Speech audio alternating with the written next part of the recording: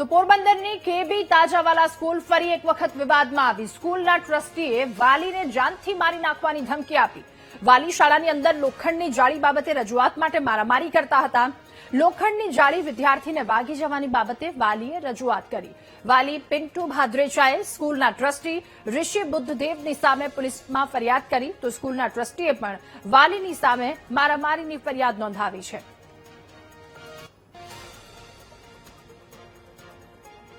એને બેદરકારી માનસિક ન થઈ ગયો એ રીતે મારી ઉપર હુમલો કર્યો, જેને ટ્રસ્ટીએ ઋષિ નામ છે કેબી તાજાવાલાના। પછી એના સ્ટાફે મને પકડી રાખ્યો, આટલો બધો માર્યો, એ છતાંય પછી એના બાપે એને છોડાવી લીધો ને મને મારી ના નાખવાનો હોય એવી રીતે મને કે તું એની ભાગી નાખ, તને મારી નાખ્યા એવી ધમકી મને દીધી। જો મારી યારે આવું વર્તન થાય છે તો બીજા વાલીઓ કેટલા ચૂપ હશે મને નથી ખબર, પણ આમાં બાળકનું ભવિષ્ય શું? અને જો આવા ટ્રસ્ટી જો બાળકોને આવા ભરાવશે તો અમારે ક્રિમિનલ છોકરા નથી બનાવવા। એટલે જો હું તો સરકારને માંગણી કરું કે આવી સ્કૂલને લાયસન્સ રદ કરવું જોઈએ।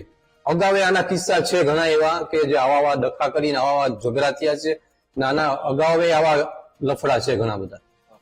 કાવતરું હતું, કેમ કે ફૂટેજમાં ક્લિયરલી એવું દેખાય છે કે આ પ્લાન કરીને જ આવેલા હતા ભાઈ। આ કોઈ એવું નતું કે જાણબાર બનેલો બનાવ છે, બધું પ્લાન કરીને જ આવેલા હતા। અને હવે પિન્ટુભાઈ એ રીતે કહે છે કે મારી દીકરીના મુદ્દે મેં ઝઘડો કરેલો, એટલે એ કેવું છે કે ભાઈ ચોરની દાઢીમાં તિનકા જેવું છે કે ભાઈ ઝઘડો થઈ ગયો, એમનાથી ભૂલ થઈ ગઈ ને સીસીટીવીની ફૂટેજ બહાર આવી એટલે હવે પોતાનો બચાવ કરવા વાત કરે છે। બાકી કોઈ એમની દીકરીની બાબતે કોઈ જાતનો ઇસ્યુ હતો જ નહીં, બરાબર। હવે પોતાનો સ્વ બચાવ કરવા આ વાત કરે છે।